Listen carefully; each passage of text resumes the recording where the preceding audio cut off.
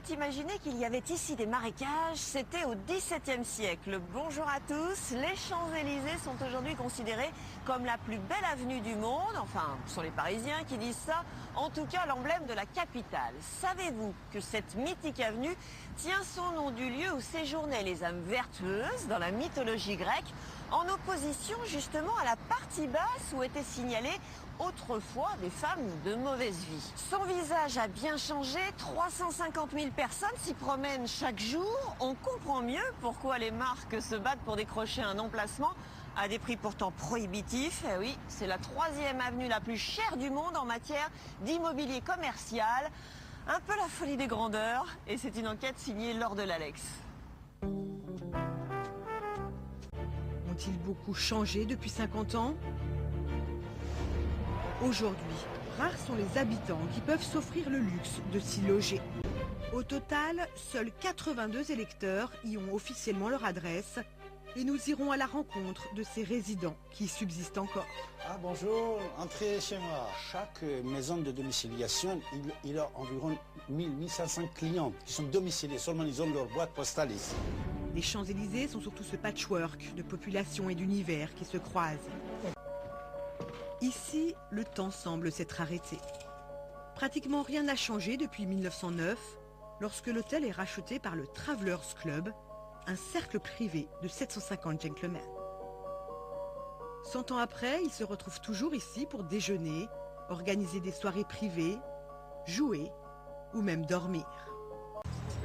Depuis 2011, le travail de la police sur les Champs-Élysées a été révolutionné par la mise en place d'un vaste réseau de vidéoprotection.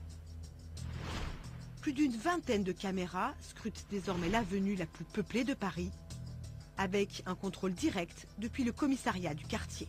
Voilà. Donc ça couvre absolument tous les champs. C'est-à-dire que vous pouvez suivre une personne de la Concorde jusqu'à l'Arc de Triomphe, vous pouvez la suivre de A à Z, en permanence en changeant de caméra, en passant de l'une à l'autre. Par exemple, si vous prenez une qui est bien, là, qui est située tout en haut de l'Arc de Triomphe, celle-ci, vous allez voir que c'est quand même assez performant au niveau du zoom. Vous voyez, là je me retrouve à l'obélisque.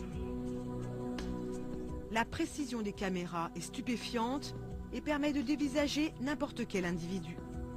Alors si on repère celui qui vend de façon agressive les bracelets.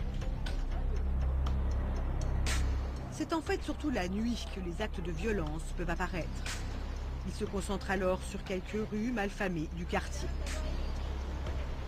La rue de Pontier, c'est une rue qui est parallèle aux Champs-Élysées, où il y a plusieurs boîtes de nuit. Et ça ramène une certaine... Ce sont ceux qui dirigent, on va dire moi pour ma part, c'était celui qui dirigeait le point de deal population. C'est la foule des grands jours sur les Champs-Élysées. Celle du plus grand événement de l'avenue, le défilé du 14 juillet. Partout, le public se presse sur les trottoirs et les balcons deviennent des lieux très prisés, comme ceux de l'agence de presse Bloomberg.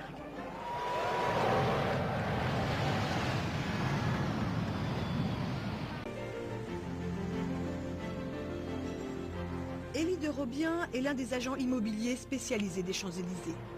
Il constate qu'il n'y a pratiquement plus ici de transactions entre particuliers.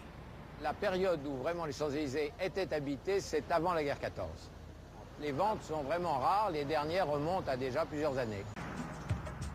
Aujourd'hui sur l'avenue, il n'y a en fait seulement que 82 habitants officiels recensés et 82 électeurs inscrits en mairie.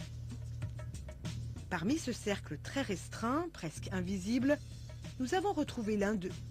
Il habite au fond d'une galerie commerçante, dans un entresol. Ah bonjour, entrez chez moi. Voilà, c'est chez moi, je vous présente... David Abbassis est un intellectuel iranien. Il habite ici avec sa famille depuis 26 ans. Et venez, c'est par là mon bureau. Écrivain et journaliste, il diffuse des émissions et des chroniques dans le monde entier, depuis ce petit studio. Ici, on va être capté pour YouTube. Ici, pour l'Internet, persiancnn.tv.net. Et là, c'est pour l'envoi sur le satellite Hotbird et Telestar. On va être en direct, c'est-à-dire l'émission va changer. Vous voyez, on peut régler l'image comme on veut. Voilà. Bonjour mes chers amis. À son actif, près de 5000 heures d'émissions sur des chaînes culturelles et laïques. Pour garder notre laïcité en France. Mais sa plus grande fierté, c'est celle d'habiter sur les Champs-Élysées. Bien sûr, sur mon carte de visite et sur tous mes bouquins, et sur mon journal, vous voyez juste en haut, c'est marqué 66 avenue des Champs-Élysées. Oui. Ici, je reçois des gens qui viennent des États-Unis, de Canada, de Japon, de Malaisie. Alors quand je suis aux Champs-Élysées, c'est plus simple, plus facile pour ces gens-là pour trouver les Champs-Élysées. Et prestigieux pour moi aussi, ce n'est pas seulement pour moi, pour le monde entier. Dans n'importe quelle ville du monde, s'il peut, le plus bel avenue, il appelle les Champs-Élysées. Même s'ils n'ont pas changé le panneau, ils disent c'est Champs-Élysées de Beyrouth, c'est Champs-Élysées de Tokyo, etc. Mais l'avenue jouit d'un tel prestige que d'innombrables personnes ou entreprises tentent d'y avoir une adresse. Quand je parle de Champs-Élysées, les gens ils ne croient pas. Pourquoi? Puisqu'il y a plusieurs milliers de personnes qui sont domiciliées aux Champs-Élysées. Par exemple, au 66 avenue des Champs-Élysées, nous avons 5 bureaux de domiciliation. Chaque maison de domiciliation, il a environ 1500 clients qui sont domiciliés. Seulement, ils ont leur boîte postale ici. C'est pour ça que les banques n'ouvrent aucun compte pour les gens qui sont domiciliés aux Champs-Élysées. Parce que si on n'a pas un bureau de domiciliation, il vient aujourd'hui, il va partir demain. Ils n'ouvrent pas le compte à la banque. David, lui, est bien propriétaire de cet appartement et ses enfants sont nés et ont grandi là. C'était sa première marche sur Champs-Élysées. Il a commencé à marcher sur Champs-Élysées. Sa fille Morgane, elle aussi électrice, a en tout cas trouvé son bonheur sur les Champs-Élysées.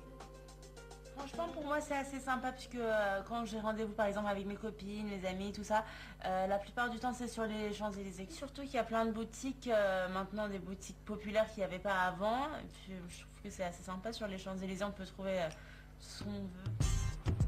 David, lui, a bien vu l'évolution commerciale des Champs-Élysées et pour cause, il possédait dans cette galerie 4 petits commerces.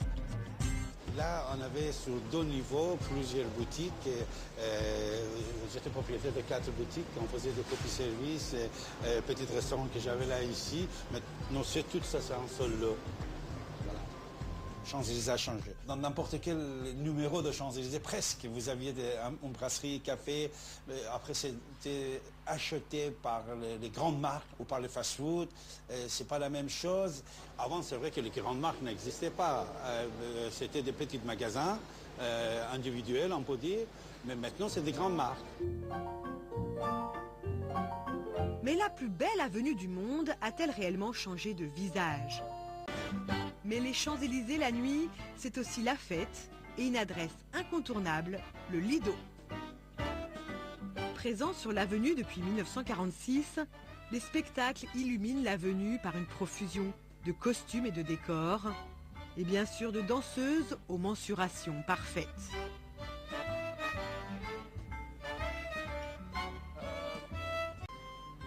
Là, vous avez Miss Bluebell avec des danseuses. Et le nom de Miss Bluebell, c'est parce que quand elle était jeune, petite, elle avait les yeux couleur jacinthe, donc d'où est resté le nom de Miss Bluebell. C'est elle qui a lancé cette troupe de danseuses nues. Elle parlait avec cet accent irlandais. Alicia et ses camarades seront sur scène dans moins d'1 heure. Je suis mexicana, et tout le monde connaît les Champs-Élysées. Tout le monde, Campos Elíseos en espagnol. Todo el mundo lo conoce, es muy. C'est très prestigieux.